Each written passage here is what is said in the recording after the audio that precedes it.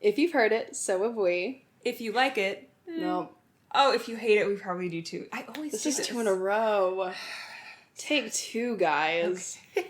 If you've heard it, so have we. If you hate it... It didn't sound right. It didn't sound right to have 2... Let's go. Just say you don't like our business. No, come on. Just say it. Okay. One more time. If you've heard it, so have we. If you hate it, we probably do too. If you like it, we'll see. But either way, we've heard it all. Hey. Hi. How are you? Oh my gosh, I'm doing okay. Yeah. Yeah, it's okay. Yeah. I'm also okay, but leaning okay positive. Okay, like, yeah. Today was a boring day. Yes. Which, yes, I was bored, but I'm grateful to be bored in these times. Sometimes it's really nice to have a boring day. Yeah. Because I could have done stuff, but I had the choice not to. And you know what? That's wealth. Do you say that's wealth? That's wealth. Ugh. You're a wealthy woman. In mind and spirit. Truly. Yeah. Well, yeah, it was nice. Good. I'm glad. We have so much to talk about today. We do have so much to talk about. I'm very excited. Yeah. Do we want to tease what we're talking about, or do we... No. You don't want to tease it? Okay. No. Okay, well then... They'll see the title. You're right. You guys can read. Yeah. Congratulations. Because firstly, we have to start with what have you heard? Yeah, so honestly, I feel like I haven't heard a lot. Okay. So I was thinking before we started recording. Yeah. What the hell am I going to say? Yeah. And then I was thinking about, you know what I haven't heard this year? What? Anything Halloween-y. This is the least Halloween that I've ever had. People don't have money.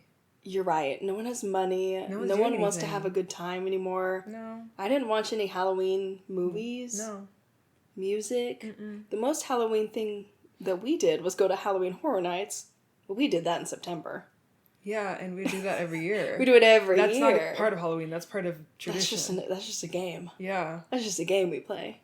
Yeah, I was thinking about it because usually I will, like, get into the cozy spirit. I know, me too. I feel like, well, this is also talking about... No, not talking about... This feels related to what we were talking about with, like, horror pre- and post-Trump. Like, yeah. I don't want to further submerge myself in all this right now. I don't need to be on edge. I'm already on edge. So I've been leaning more into fall than Halloween. Yeah. Maybe that's what it is. Maybe I need to go more fall than spooky. Yeah. Just, like, the air is already ominous. I don't know why I have to, like, I don't need it more that. ominous. No. Yeah. Well, that's what I've not heard. What have you heard? Okay. So we've already discussed this. Okay. I listened to Lily Allen's new album, West End Girl. Ooh, okay. Because we briefly talked about this, about how, so Lily Allen has been in the game for a hot minute. Yeah. And the thing is, when I was a teenager, I was really into her. Okay. I loved Smile. I loved 22. I loved Fuck You, that song. That's the only song I know. Yeah, but I came in and out because I found her at the same time I found someone like Kate Nash and that sort of like indie adjacent singer-songwriters from the UK.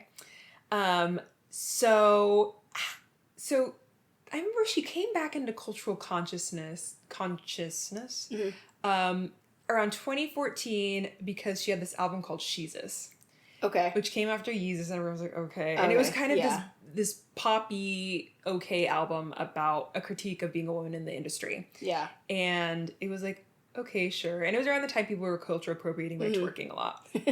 And then, fast forward a couple months ago, I remember she was doing this weird interview where she was trying to like gatekeep country from Beyonce when Cowboy Carter came out. Yes, I vaguely recall this. You're not even from here. Right. You're not even in the conversation, Miss Lily. Yeah. But whatever. So she famously got married to David Harbour of Stranger Things because everyone was like, oh my god, weird, hot, sexy couple. Yeah. And then they did this also ominous Architectural Digest video where I'm pretty sure there was carpet in the bathroom. Ew. Right? That's disgusting. I'm like, I think y'all need to go check your lungs. Yeah. God. Anyways, they famously also recently got a divorce. Yes, they did. Or separated or something. Yeah. She has written the album about it. Okay. And my God, is it good. Really? The lyricism, girl, when I'm listening to I'm there. Okay. I am. And the thing is, I'm intrigued. And the sort of, I'm curious what you would think about it because you have a thing with slow music. Yes. And for people listening, it's not slow in the way that you normally think. Like, it's not about tempo for you. Yeah. It's about vibes. It really is, and I never know how to describe it, because I genuinely can't tell what song I'm gonna like and what song I don't, but like... And the thing is, I have a better idea now. Okay. But sometimes because I can't even describe it. I know, because I'll play you a fast song and you're like, it's slow.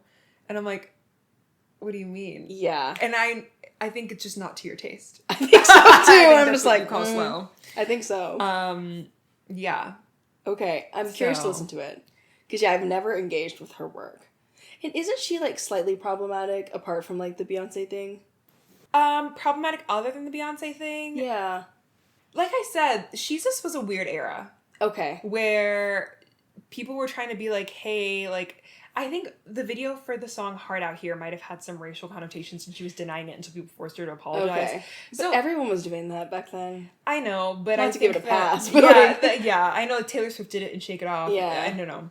But I think she puts her foot in her mouth a lot. Okay. So she says that. how she feels, and so sometimes it doesn't always do well for her. Yeah. But you know what? People are calling this the white woman's lemonade, which, let me just remind everyone, that's not saying it's the same quality as lemonade. We're not touching that. Yeah. This is just what it would be for white women and their... Like the cultural equivalent. Yeah. Yes. Okay, interesting. Because, like, remember when Lemonade came out and we had no idea that... Yeah. What had gone on? Yeah. Same thing. Where I was like, what? Wow, okay. But, I mean, this one, it ended in divorce, so it feels so different. And I would say the instrumentals on it, on the right songs, it feels like you're in an ominous dollhouse. Some of the time. Okay, I'm very excited to listen to this now. Yeah, there's one song after this we're gonna have to listen to because there's a perfectly placed gunshot that I'm like, okay. Yes, guns! She lays everything out. And when I first heard about it, I just read the lyrics to Pussy Palace, which is like the big song from it. And I was like, what? Then I listened to the song and I was like, I kind of like this. And then I listened to the whole thing all together because it's this like narrative from the beginning. Like, you follow the whole story and you see how they start stepping into this open relationship at the beginning and how she agrees to it and why she agrees to it. Okay. Oh, I'm excited. And then you learn the terms of the relationship and how he breaks it exactly, and her picking up the pieces of like, well, fuck, I didn't think I'd have to date again. And now she is. Oh my gosh. Wait, no, I'm very excited to listen to this now. Yeah, we'll have to listen to snippets because it's like, really, I was talking to Courtney, she's like, it's like watching a movie. Okay, I'm very excited. Because Lily Allen is a really good songwriter. Yeah. But again, she just kind of does her own thing. Yeah. And so I think this might have launched her back into the mainstream, I think. Because I've had friends contact me about this. I'm like, I didn't even think people were still talking about Lily Allen. Yeah. So, yeah. Oh my God. That's a great thing to hear. I know, it's really good. Yeah. I was like, it's not something that it's catchy in the sense like I'll be singing it all the time. Right. But when it's like Silver Springs. Yes. It's like that. Okay. Watch me hyping this up and you're like, this is so because also this is what I'm getting flashbacks of. No. So Naveen and I used to live together when we lived in Los Angeles. Ugh. Woo! Crazy time. But anyways, I was in my bedroom one night and she was in hers, and I get a text from her. And she may have been slightly inebriated. Yeah. We both might have been. Yeah. She sends me a text and is like, Troye Sivan just put out a new song, and I need you to listen to it to tell me if it's the best song that's ever been released. And it was Rush. And it was Rush. And I remember listening to it. I was like, it's good. I don't know if this is like the best song. This is the best song, the pinnacle of music. Something about Rush, something about it feels like the best song ever to me. The worst thing is I can imagine how you were feeling in there. When I first heard it. Like, your body was probably buzzing. It was like taking poppers. Like, oh my God. And I was like, I hate to tell her this. I was like, it's good. I don't want you to get the wrong impression. I still love that song. I still love that album. Yeah. And God, I can't even picture the album. Oh, yes, I can. But that started something with me. It did. I know. Every time I'm inebriated of anything, I have to watch a Troye Sivan music video. Like, genuinely, I'm kind of jonesing to do it right now. Okay. Not now. Yeah, no, but it's always one of your girls or Rush. I understand. And I understand the urge. I'm so obsessed with him. I love Troye Sivan. Yeah. Yeah. I love that for you. That was, I know everyone's on the brat train, but I was like, Troy. Exactly. All right, guys. Back to the scheduled programming. Yeah. What are we talking about today? We're talking about your favorite boy band, 5 Seconds of Summer. Oh my gosh.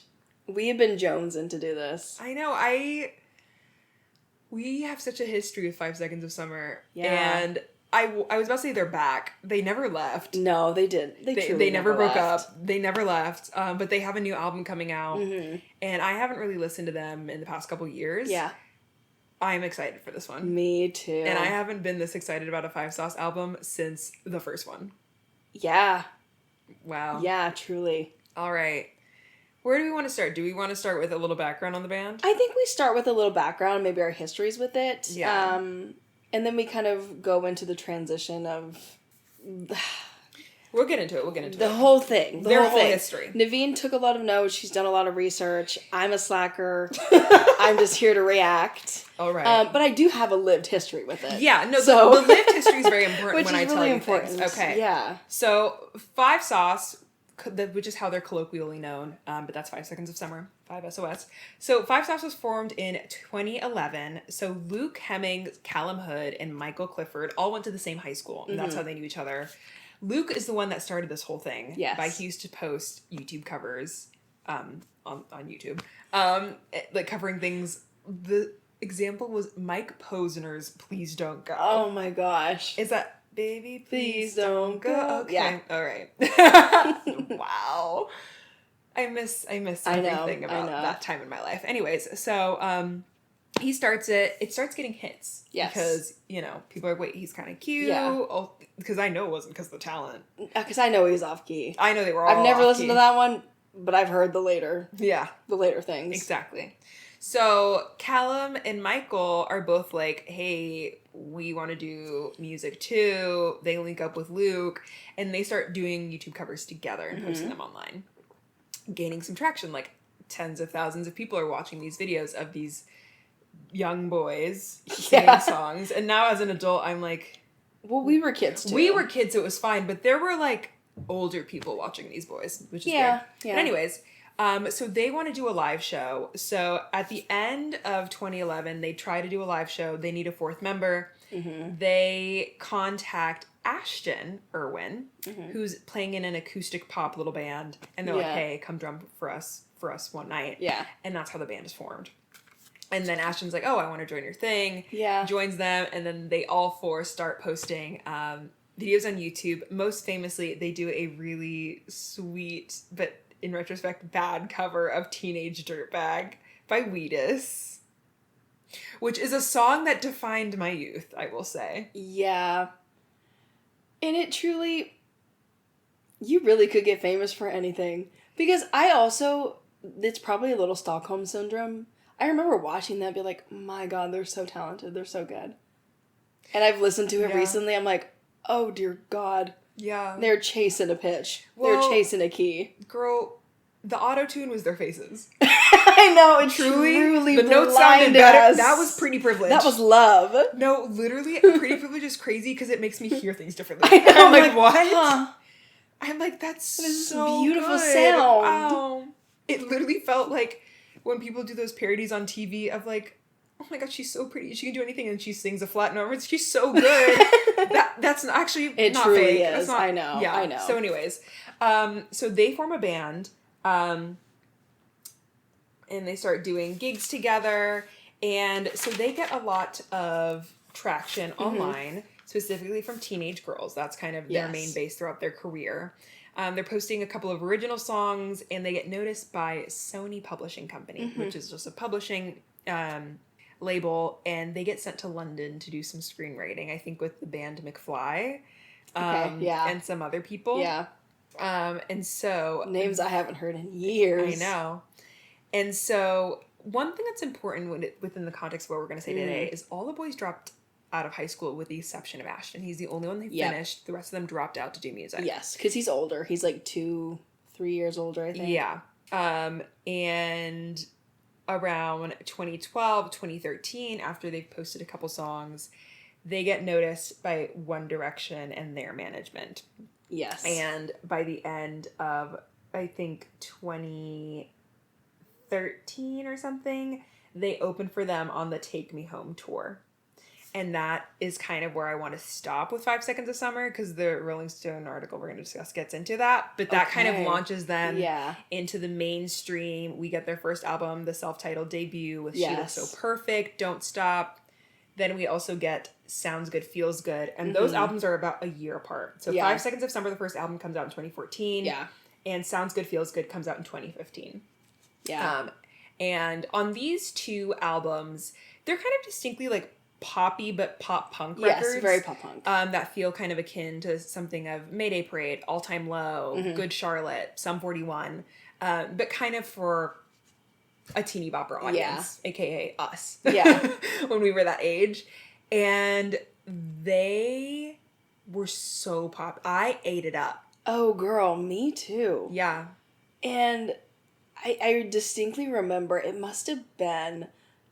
Oh, I'm trying to remember what year I really got into them. I can't remember anyway. I was in high school. Yeah. I know that.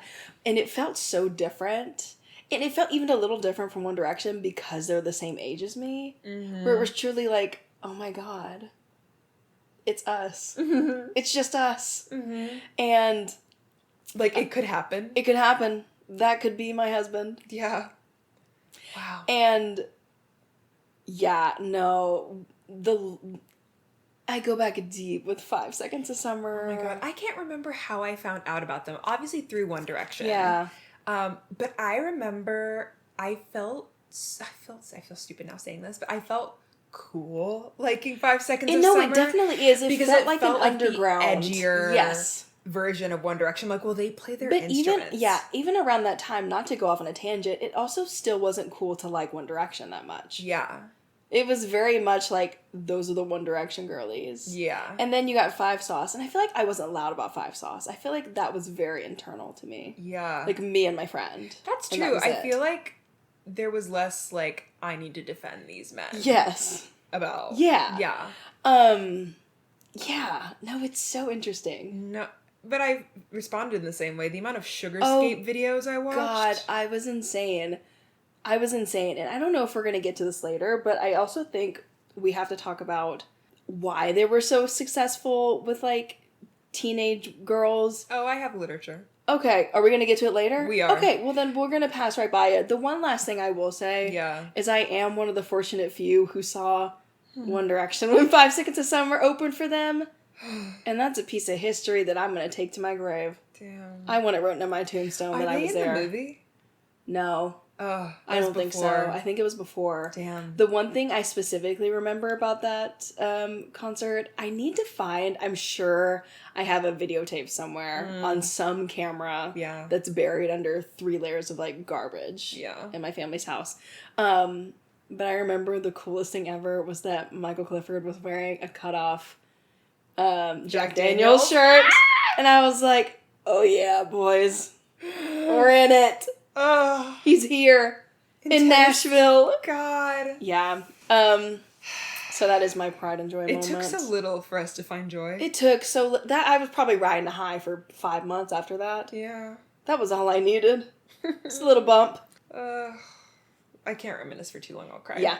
But anyways, so we want to talk about where Five Sauce went because, like we are both saying, we were obsessed with 5 Seconds of Summer. Mm-hmm. They were so big in their first 2 albums. And then December 2015, an article from Rolling Stone comes out about them that truly changes the trajectory of their careers. Yes. Yeah. Yeah. You just skimmed it. Do you want to speak towards it? No. Okay. You're going to do it more eloquently than I will. Okay. So in December of 2015, they have the cover of Rolling Stone. Yes. And it's important because this does tie into the themes that they're playing with in this new album that's coming out this year. Sure. But the cover of the magazine, do you remember this cover? Mm-mm. The cover of this is all 4 boys in the band naked. Yes. Now that you say and that, they yes. had all these like names, I think like boy band, like Not Serious, like all these things that get at their main thing of like they don't want to be called a boy band. I forgot that's about that. Covered in Yeah. Do you know what that's an homage to? No. It's an homage to the infamous Rolling Stone cover of the Dixie Chicks after they were actually canceled by saying that they're ashamed of Bush for what he did with the Iraq War. It's the Dixie Chicks. After all that hullabaloo and all the hate that they got, they were all three naked, and they had all the slurs that people had called them. And That's Rolling Stone thought, this is the equivalent experience. Wait, that is insane. Yeah. I never knew that. Yeah. Because I remember, I didn't know it at the time, but when I re-saw the cover today, I was like, oh my God, this is the Dixie Chicks cover. Oh my gosh. Yeah. Why would they do that? I don't know. Anyways, I don't. Yeah. So at this time, the men in One Direction ranged from ages 19 to like 21. Yeah.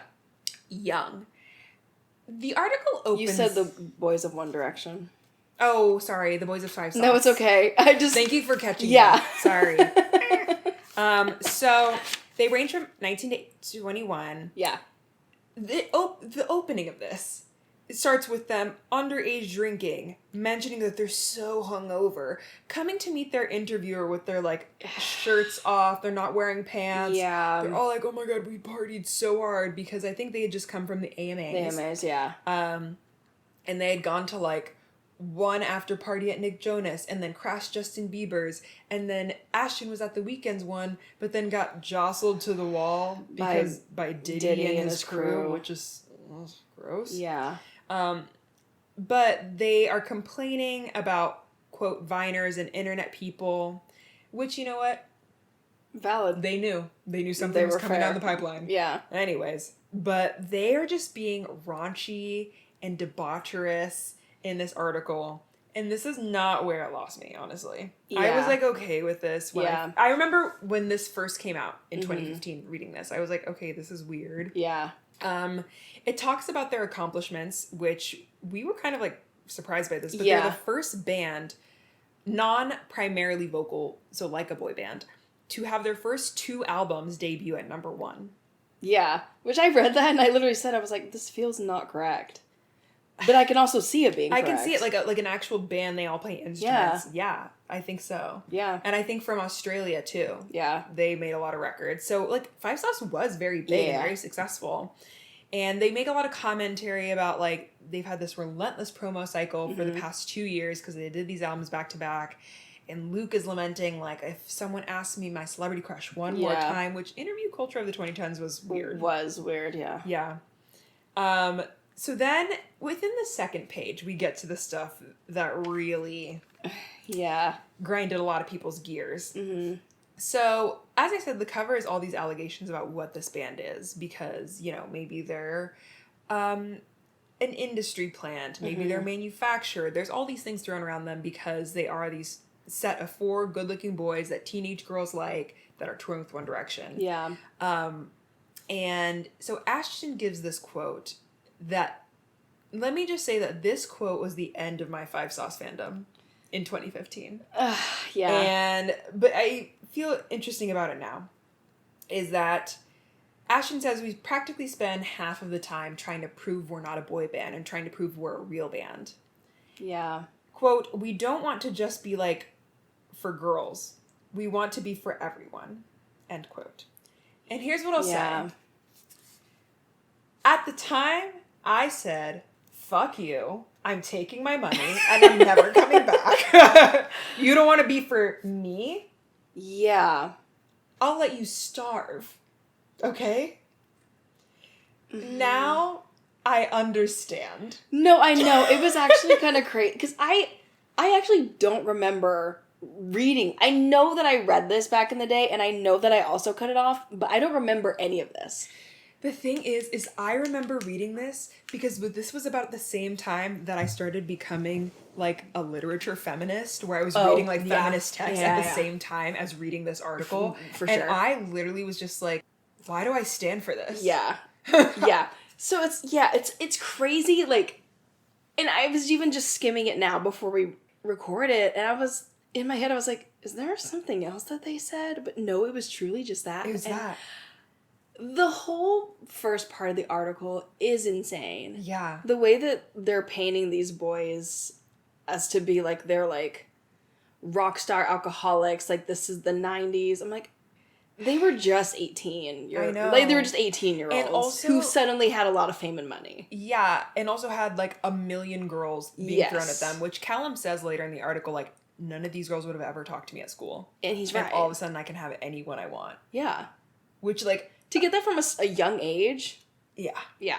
And also, the crazy thing about this, and we'll get back to this quote, is that there's so many mentions in the article of all, like, their elders. Like, a Josh Dunn gets one of them a fleshlight as a present. Or, like, Chad Kroger's, like, searching up hot girls dancing and showing it to them in the studio. Like, these are things that they're being, like, encouraged to do by these adults. For sure.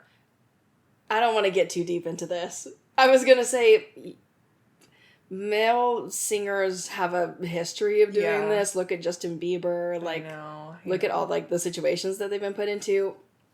Going back. Yeah. But yeah, I was just rereading that, and I was like, he's actually not saying something crazy. Like, he's actually just saying, like, we want to be taken seriously and expand our audience. Yeah. If he had left out, we don't want to be for, like, just for girls. It would, I would have, everyone, they'd be big today. Yeah. But I think that at the time, it was such a blow to, like, because evidently, like, I'm sorry, your main fan base is not men. It's never going to be men. No. It's teenage girls because you look like that and you make teeny bopper music and you make emo music. And they're funny and they're charming. Exactly. Yeah. Of course girls are going to like you. And so I remember at the time when I read this when I was like 17, and you know, it's because I was 17 and I was old enough to be like, hey, like I'm actually like an active consumer. Yeah. I'm not buying into this stupid band that doesn't value me as a customer and a fan of their work. Yeah. And like we're the reason you guys have success and can even get to a place where you can be inclusive of male fans. Yeah. So I'm not going to take any slander. I'm not doing this anymore. And I mark my words, I did not. And that's what the whole Tumblr community said. Yeah. There were some people trying to defend them because there was a whole... I did read some articles about the fan reaction because this was big. Yeah. Is that people were very polarized on this article. Some fans were like, they don't value us. They're misogynistic. They're assholes. We're not listening to them anymore. There was also a worldwide trending hashtag of "We love you 5 sauce." So there were people who were like, hey, this journalist was out to get them, blah, blah, blah. And I'm like, okay, whatever. I gave up. Because the thing is, at the time, I was also doing a lot of feminist research on, like, the consumer base of the teenage girl. After this article came out, and I found it on the internet, actually, today, I wrote, like, an op-ed about teenage girl fandom. That's so funny. And how, like, people write us off, but, like, we know how to feel. Yeah. And I was kind of looking into, like, teenage girls, and they've always been pushed aside, even though, like, they are, like, the main drivers of culture ever since teenagers became this, like, consumer class in the 50s. And so I found this great Forbes article that was called "Why Teenage Girls Are the Key to Cultural Relevance." And I'm going to present some numbers to you that are going to be kind of crazy. And this is actually, we're not even thinking about 2015, we're thinking about now and teenage girls and their consumer base. So Stanley tumblers have kind of become Stanley cups. Yeah. Is what they're now called. But they're Stanley tumblers. Yeah. Have gotten so big, crazy. Don't buy them.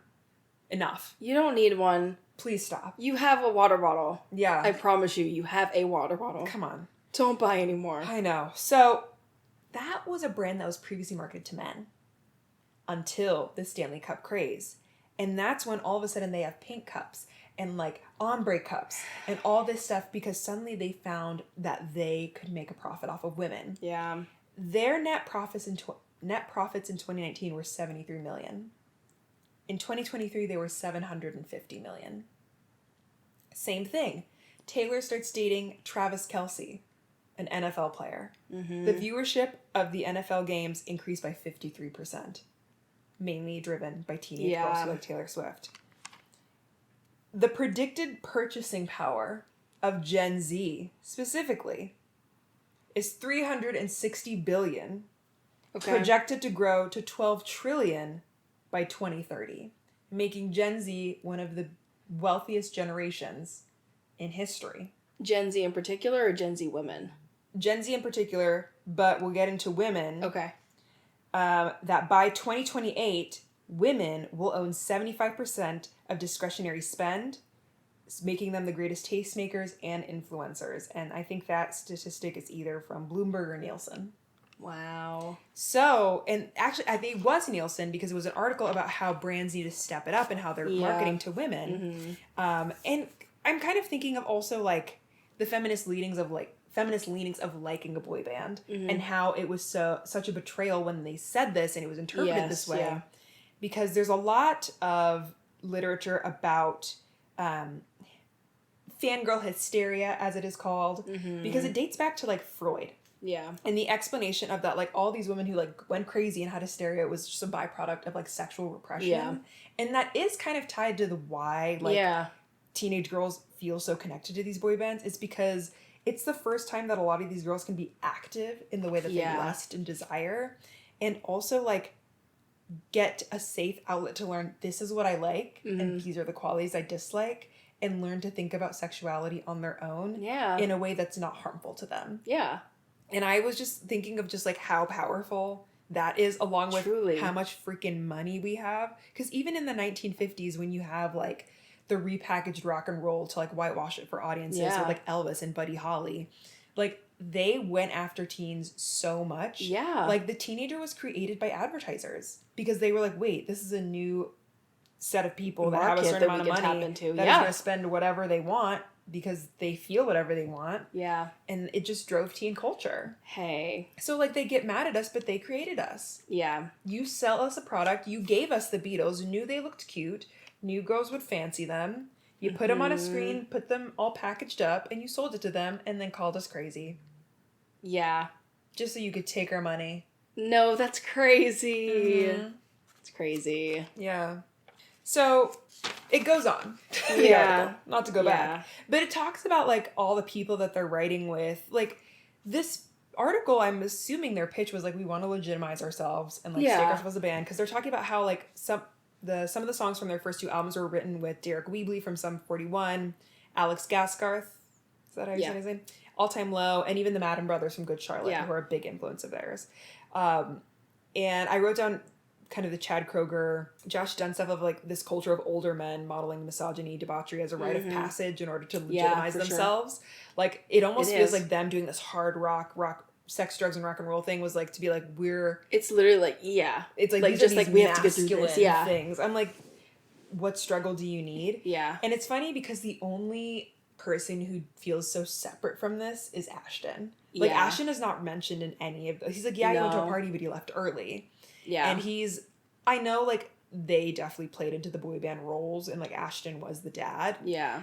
But truly, it truly felt different than just playing. It felt different, especially because they touch on like Ashton's backstory of having a really hard childhood. Of like he kind of had to step up and be a father. Yeah. With his siblings as well. So like I think he naturally falls into this role, and he's like, and even in the new Rolling Stone article I read from this year, 2025, like he's still playing. He's like, I care for these people, and like I'm gonna protect them. Yeah.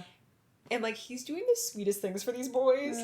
Like, he knows, like, Michael's going through, like, a hard mental health time. Because, remember, like, he was just, like, not okay. Yeah. And, like, tries to brighten him up and gets him, like, this, like, really exclusive guitar for his birthday that he organized. And I was like, Ashton! I know.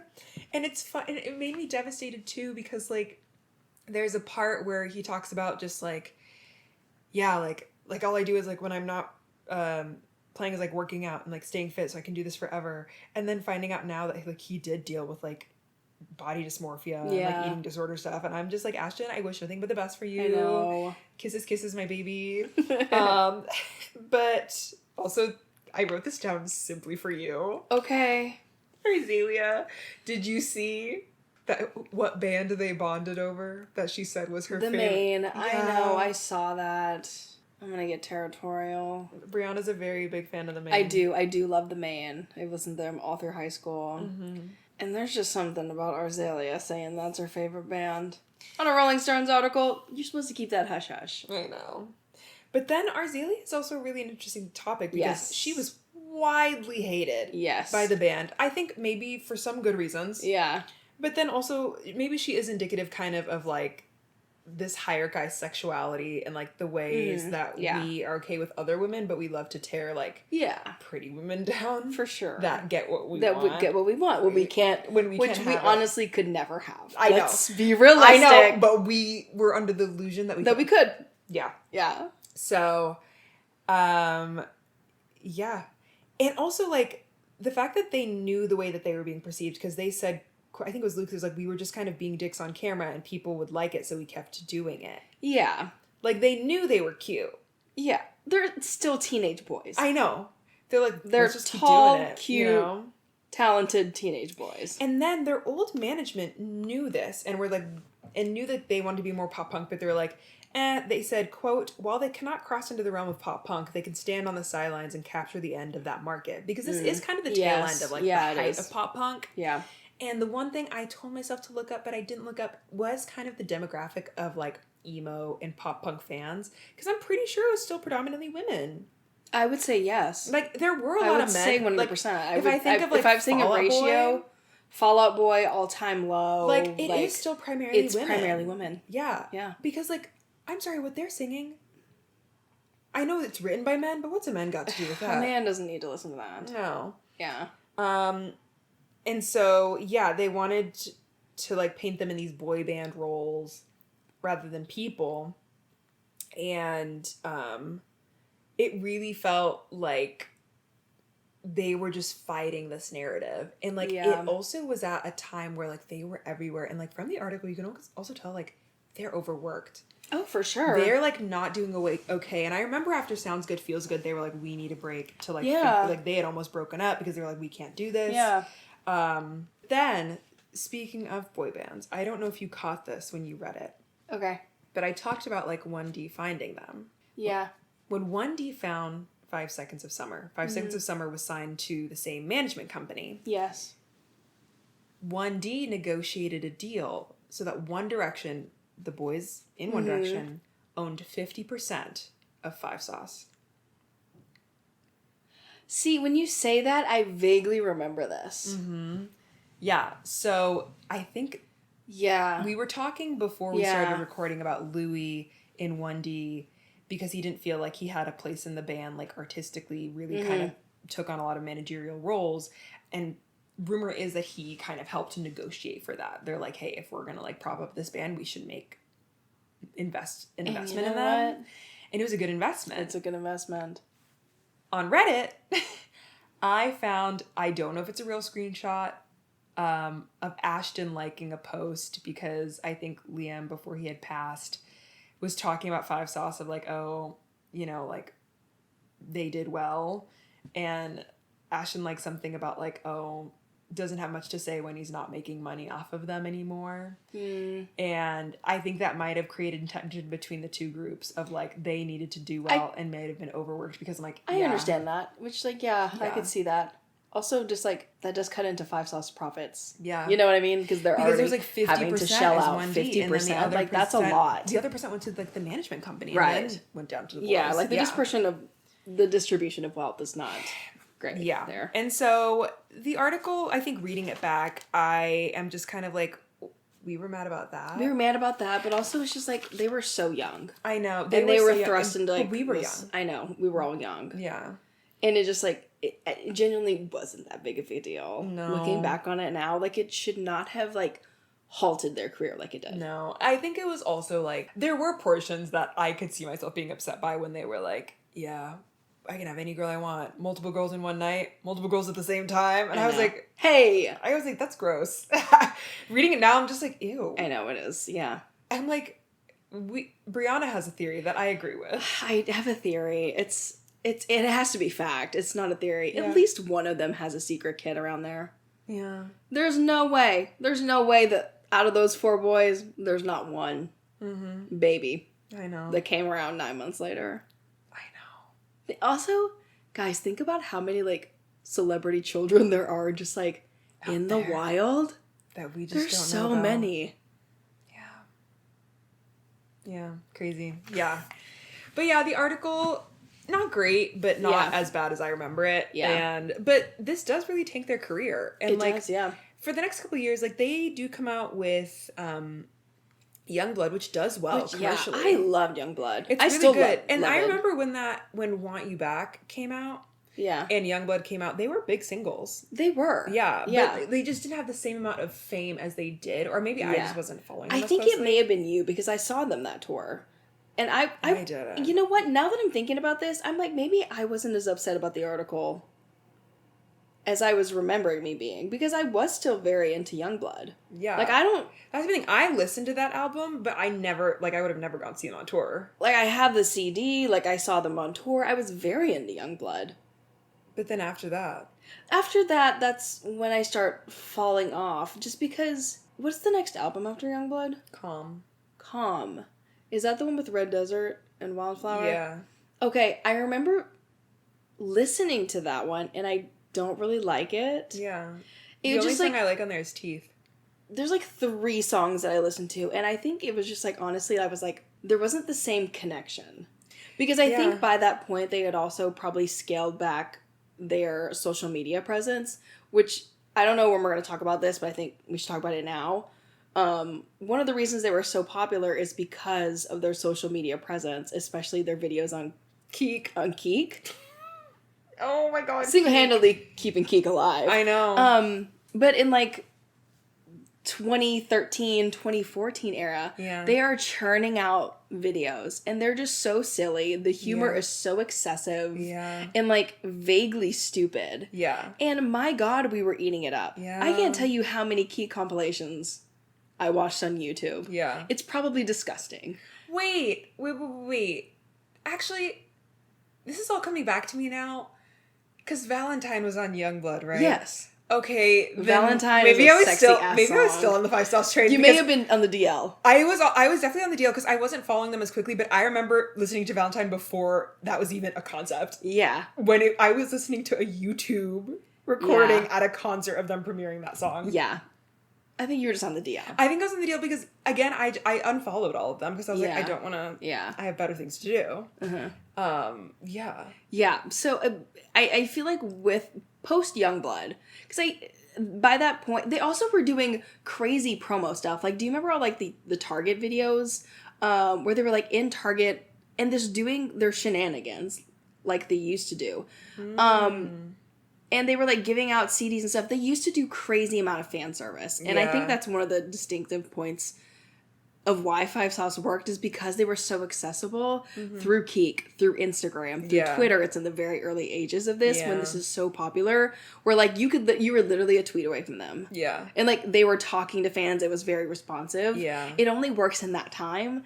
And I feel like that kind of fan service was decreasing over the years, and I guess that makes sense too if they're trying to establish themselves as like a legitimate band versus boy band. Well, that was a part actually in the original article. Yeah. Of like, hey, this person's replied to a fan, like their manager telling them, you need to reply and you need to reply. Like, their managers knew what they were doing. They knew what they were doing, and they were very successful at it. And I think the boys probably got tired of it. I understand. I would have too, but it was just like, Calm is really where I fell off. Yeah. Where I was just like, okay. Well, actually, I'm thinking that wasn't special to 5 Sauce. No. Because Taylor Swift used to reply to people. Yeah. Well, I think it was just as a culture. Yeah. We kind of shifted away from that, like, easy access of celebrity on early social media days. Where, like, you could get followed by somebody. I know. So, like, it isn't unique to 5 Sauce. I think just, like, because 5 Sauce relied on it so heavily throughout their career. Exactly. And they're kind of returning to it now. Yes. Of just, like, excessive fan service. Yeah. So after Calm, they put out 5 Sauce 5. This is I've never listened to it at all. Courtney loves it. Okay. Courtney's our honorary 3rd podcast member. She loves it. And I've listened to it. I do like a lot of it. The key thing about this one is that they left their label from Youngblood and Calm. That sounded wrong. Yeah. But they released this one independently. Okay. Yeah. So this is an independent album that I think they needed to do before they could get to this new one, because they were like, because in the Rolling Stone article from this year, they talk about how they finally were like, actually, wait, pop music is what we've been wanting to make this whole time, just not in the traditional sense. And now that they're finally leaning into that, it's working. But yeah, I think they like start a lot of those sounds on that album. Okay, interesting. So 5 is this is before they kind of take a break and they do their own solo projects, correct? Let me see the timeline. Yes. Because that's also like a really big point, and I think that's also why this new iteration of 5 is working, is because they took time off as a band. It was never like a breakup, it was never a hiatus. Yes, I can't remember when Luke's came out. I feel like it was before this album. Regardless. Yeah, around this time. This is between the last album and this album, it's the longest break they've taken. Yes, and so like, yeah, it's a very interesting time because they're all kind of doing their own little solo projects in some degree. Ashton and Luke mainly. Michael and Callum both put out albums in like this year. Yeah, recently. So it was mainly like Luke and Ashton who went out to do their own thing, and then Michael had a kid. Yeah. And Luke had a kid. And Michael's having another kid. Wow. Crazy. Anyways, so yeah, do we want to kind of start with how they're making their way back into our good graces? Yeah, you tell me, because I heard the song, I didn't see any of the visuals until you showed me. Yeah, so as I peruse TikTok, you know the TikTok algorithm, it knows me. Mm-hmm. I start seeing more, I think I remember the first video I saw was of Michael in his new hair. And I said, hey, what's going on? He has this like fire engine red, shaggy little do. And if you know Michael Clifford, you know he's had the same haircut from the age of 16 to the age of 28. Yeah. Never changed the hair. And I was like, oh, this looks grungy. This looks rock starry. I was like, okay, I'm intrigued. So I keep going.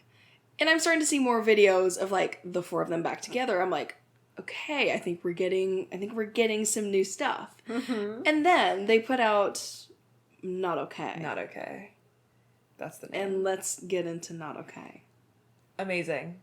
It heavily reminds me of a Gorilla song. It sounds so much like a Gorilla song. But like in a way that does feel uniquely 5 Sauce. Yes. And the aesthetics of it, they're really leaning into like the Y2K sort of like grungy punk, like of the 80s and 90s sort of dress. I love it. It's so good. It's so fun. And it does feel like pure fun. Like it feels like they had fun making this like song.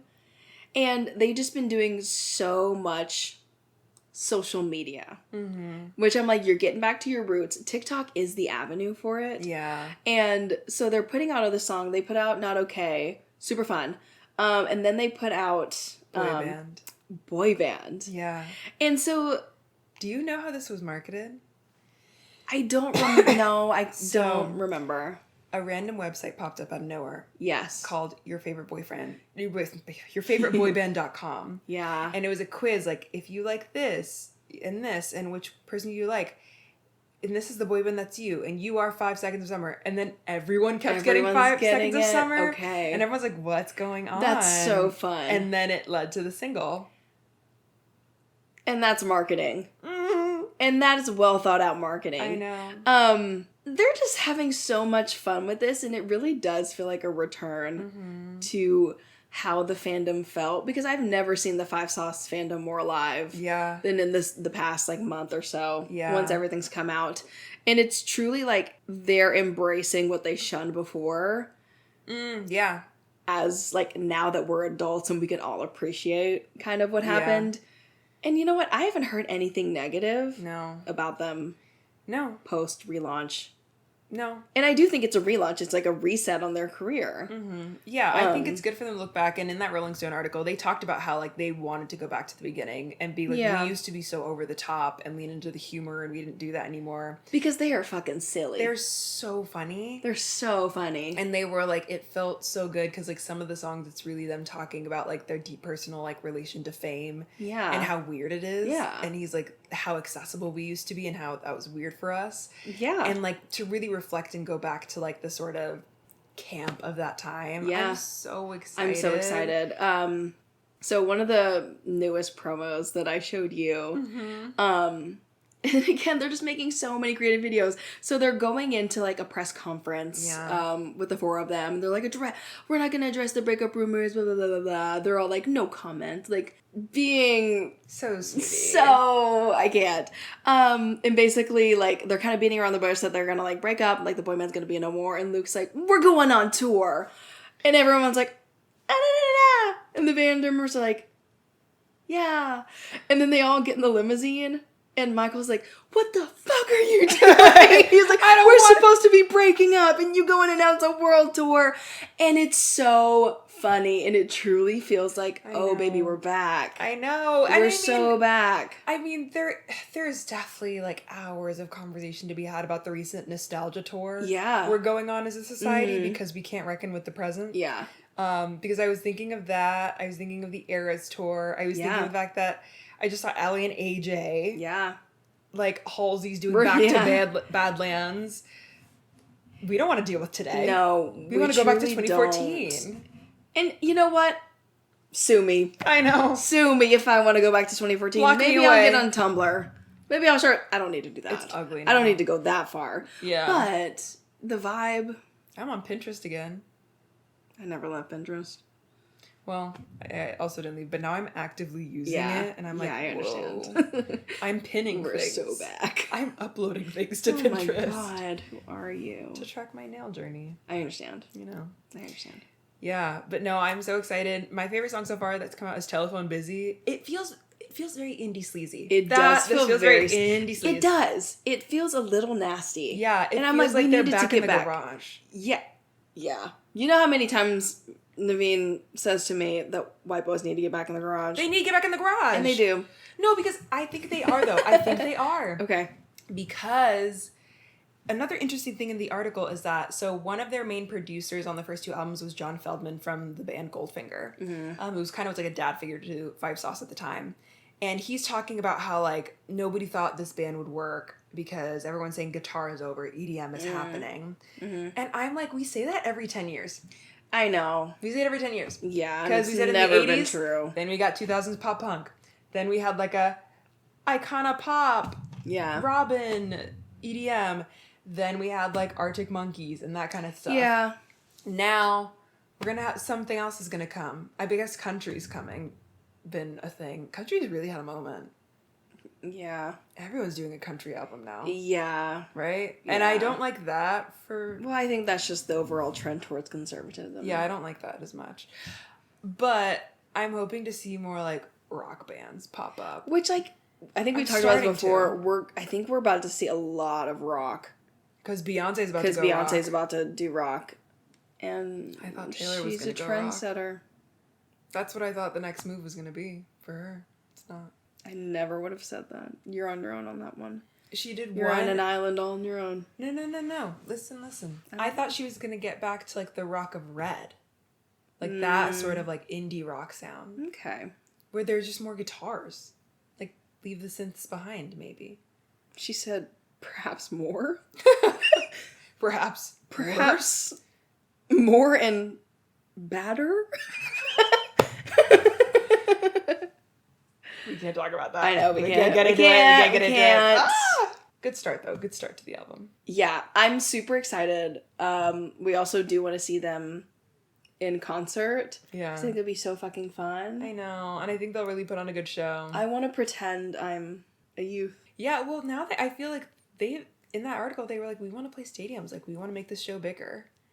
And I'm happy about And I believe them. I will. believe that this is making them so happy. I think this is exactly what they need to do at the exact right time. Yes.